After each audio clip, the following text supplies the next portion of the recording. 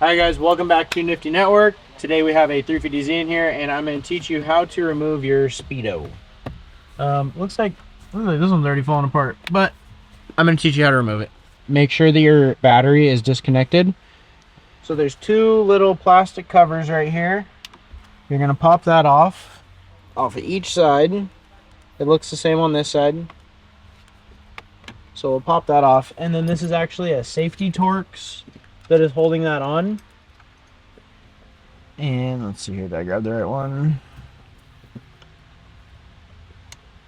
So it's a T30, and what makes it a safety Torx is the center of it is actually hollow because there's a stem, or like a little stud right there, that the tool has to fit in. So we'll get that. We'll get my little adapter on there.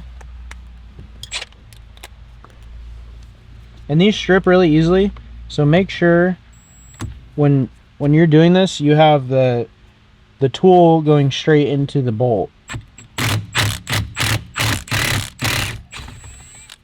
There you go. And here you can kind of see it a little better now.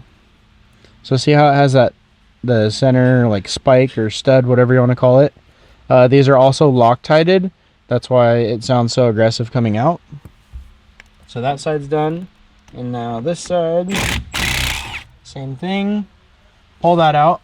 And that's all that holds the airbag on. So you're gonna pull this back.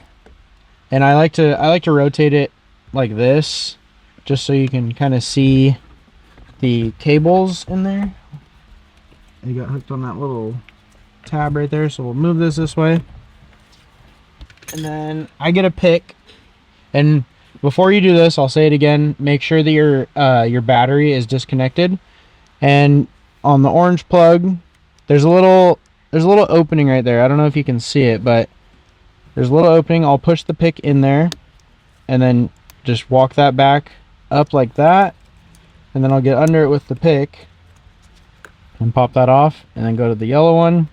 It doesn't matter if you do yellow or orange first. And then once that's released like that, just pop that up.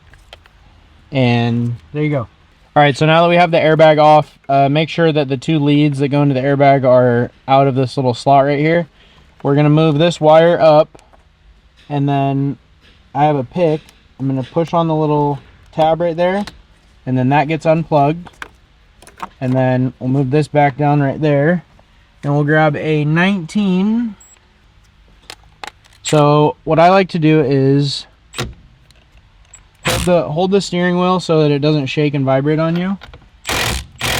Break that loose and get it so that the nut is still on there. And the reason I say that is so that you keep your teeth. And what I mean that is, I've been pulling on these things before and then they finally give.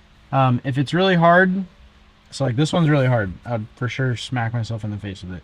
So it's not coming off. What I like to do is I'll pull on the bottom. It doesn't matter, bottom, top, wherever. I pull on this side, and whatever side I'm pulling on, hit on the opposite side. So just tap it there, and then it will come loose like that. So I left the nut on there so that when you're tapping it, it doesn't pull super hard in case these hook on anything. So now that that's off, it's released off the steering shaft, you can kind of just slide that off. And you can also put the two leads from the airbag through that hole. And the reason you do that carefully is because this is your clock spring, and that is very, very sensitive also. And this is just for install purposes. This kind of like a little side note. There's a hole right here, right there. That guy, make sure when you're putting your steering wheel on, there's a line on the steering shaft, and then there's also a line in your steering wheel. You want to make sure that that lines up with that, and that also this little nipple right here lines up with that hole. But you can't really see that hole unless you look at an angle at it. So just make sure that that is lined up with that, because I'm assuming if you're taking your steering wheel off, you're going to be putting it back on. So all right, so on to the next part of this. You gotta get a Phillips head screwdriver and the adjuster right here for your steering shaft. I open that, and then there's a hidden Phillips head in there. You kind of just feel around until you get in that hole. And so I felt my screwdriver lock in there. So we'll start loosening that. There's one in the front right here and right there. And then there's one in the back still. So we'll do the back one first. So there's 4 total. Sometimes they get stuck in the plastic. If you can feel that it's really loose, it'll come out. There you go. And then this one's a little easier to get to.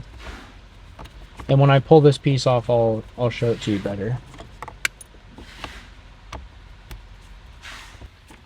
All right, so now we have all those screws off. You're gonna want to get a little flathead right there and just stick it in between this ring and then turn it sideways. Don't pry super hard because it'll come off and you don't want to break that. So that comes off, and basically what holds this in is it's like a tapered fitting, so it's just pressure that holds that in. And then we're going to come up to here and just kind of push down a little. If it's too tight, don't force it. We'll go on the left side right here with a flathead, and we'll just pop that loose on each side like that, and make sure it's released on there, and then you should be able to just pull down and it'll come out.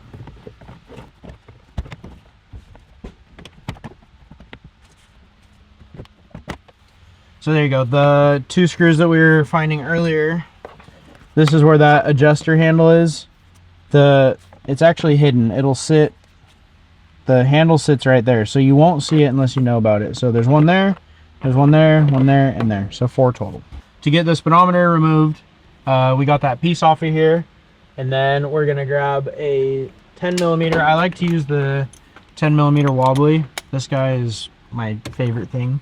And you're gonna see 4 bolts going up. There's one there. Sorry if I'm blocking you. And then there's another one there.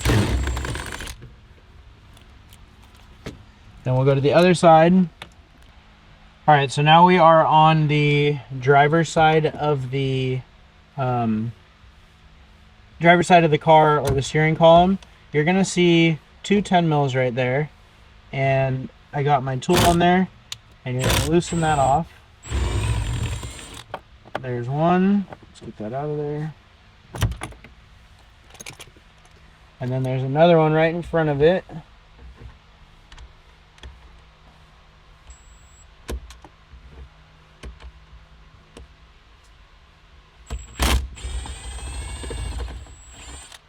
Okay, so that is out now.